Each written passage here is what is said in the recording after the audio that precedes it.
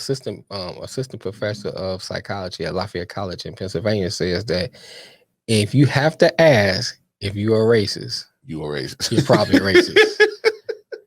They say now the other part to that says, and if you are not asking the question, then you probably racist too. And I think that's an interesting thought process. Not only if you have to ask, but if you're not asking the questions, if you're not doing the work. And I think something like a topic like this or a concept like this. So is he saying either you is or you ain't? Well, basically he's saying, I think what you're trying to say is that, first of all, there's the side where if you're asking the question, that must mean that you see behavior in you. That is kind of, that's on that line where, shoot, am I not racist? Then the second part of that is saying that, you know, if you're not even actively thinking about it or actively doing the work, and you know, and you think about the society we live in, we are bombarded with all kinds of information, you know, about different people, different stereotypes. Here's a good example. I was watching this documentary, well, documentary for lack of better words, about Jackie Chan. And they were saying how, you know, he started off as beloved in Hong Kong, and now he's not liked in Hong Kong anymore. Really?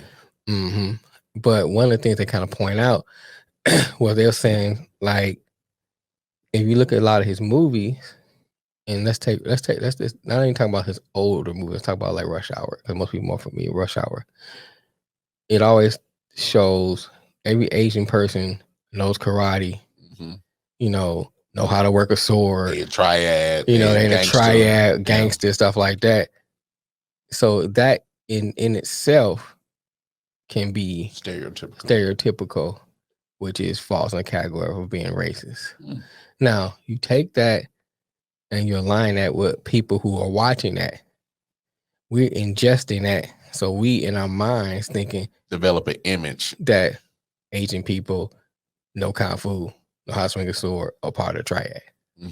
So you think about that, and going back to what she said, if you're not actively thinking about or actively working it, then you probably are racist, because you allow these things to take form in your mind without actively dissecting them and pushing them out. Now, one of the things I always like to say too, I will couple that with, if you're not actually doing the work of getting to know other people outside of your social group, outside of your ethnic group, outside of your community, you know, because if everybody around you look like you, talk like you, act like you, that's all you know.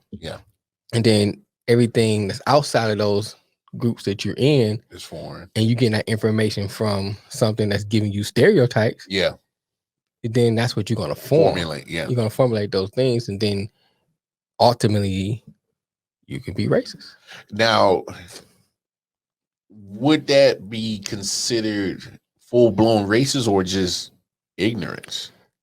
I think it's a little bit of both, but I think what we need to probably separate or kind of like make clarity to, and I think the article kind of points this out too, there is a vast difference between what she's saying here in the beginning about actually doing the work and being racist than systematic racism, direct hatred towards someone, you know, because I think in institutional racism, I think those things are a vast difference than you having stereotypes and prejudices against some other people that you may not have contact with, because those stereotypes, although can be racist stereotypes, it doesn't necessarily mean you have hatred towards those particular people, versus where systematic, institutionalized racism affects groups of people, and 9 times out of 10, a lot of that has hatred in it. Okay.